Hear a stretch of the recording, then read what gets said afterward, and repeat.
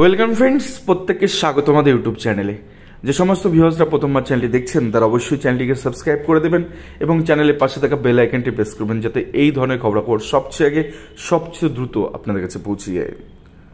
তো right two information act অর্থাৎ তথ্য জানার আইন মোতাবেক যে সমস্ত প্রার্থীরা যখন এই প্রাথমিক নিয়োগ সংক্রান্ত 42,949 নিয়োগের ক্ষেত্রে যখন তার অ্যাপ্লিকেশন করে ইনফরমেশন তারা জানতে চাইছে, এক একজন প্রার্থীকে এক এক সময় এক এক রকম তথ্য দিচ্ছে।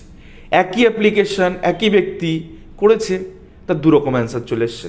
তো আজকে আমাদের কাছে একটা ভয়ানক তথ্য এসছে, যেটা এই তথ্যের বেসিসেই তো অনেকে কেস টেস করেন। তো এই তথ্য যদি কোর্টে পেশ করা হয়, আমি জানি না কাকে গারদে যেতে হবে। তো দেখাবো গোটা বিষয়টা।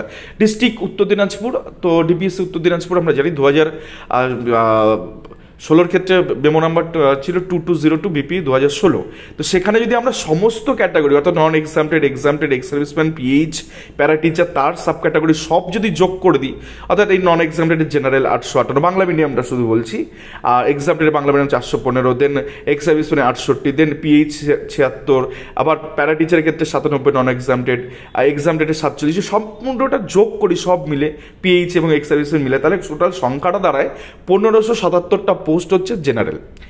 এই পর্যন্ত কোনো অসুবিধা নেই যে বাংলা মিডিয়ামে জেনারেলের সিট অর্থাৎ আনরিজার্ভ ওপেন ক্যাটাগরির সিট হচ্ছে 1577টা। দেখুন যোগটা এখানে করিয়ে দিয়েছি, মানে এখানে করানো হয়েছে, তো বুঝতেই পারছেন যে জেনারেলের সিট কিন্তু 1577। এর থেকে একটা অতিরিক্ত সিট নয়। এবার দেখুন আইটি অ্যান্সারটা কি এসে।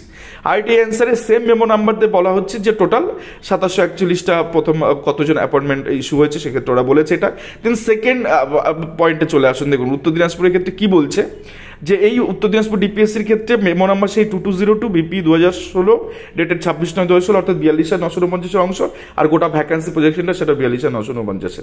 এবার দেখুন জেনারেলের সিটটা কত, 2429 জন অ্যাপয়েন্টমেন্ট নাকি হাতে পেয়েছে, জয়েন করেছে। ভাবা যায়, যেখানে আমরা দেখালাম সমস্ত নোটিফাইড যে ভ্যাকেন্সি, তাতে করে 1577টা ম্যাক্সিমাম জেনারেল এখানে আছে, তার বাইরে তো নেই। নোটিফাইড ভ্যাকেন্সি বাইরে কিন্তু কিছু করতে পারবে না। তো সেখানে গিয়ে এই যে আইটিআই, সেখানে রাইট টু ইনফরমেশন অ্যাক্টে একজন প্রার্থী সে তার আইটিআই পেয়েছে, সেখানে 2429 জন জেনারেলকে চাকরি দিয়েছে। আবার ওবিসি এ দেখুন মাত্র 66 জন, ওবিসি বি মাত্র 46 জন, তারপরে এসসি মাত্র 100 জন। এটা হতে পারে একটা, এই কে মিথ্যা বলছে, কাকে বিশ্বাস করা উচিত? এখানে কোটা প্যানেল এখনো পর্যন্ত দেয়নি, প্রাথমিক শিক্ষা পর্ষদ একটা ব্রেকআপ দিয়েছে। তো এই জেলায় কোথায় কে কতজন চাকরি পেয়েছে কি করে লোকে বুঝবে? একটা ব্রেকআপের থেকে নিশ্চয় বের করা যাবে না, কারণ কোড ওয়াইজ আলাদা করা যাচ্ছে না। তো এই সমস্ত প্রার্থীরা যাবেটা কোথায় যদি আইটিআই তথ্যগুলো এরকম ভাবে দেওয়া হয়? তো দেখা যাক এই পরবর্তী ক্ষেত্রে কি অসঙ্গতি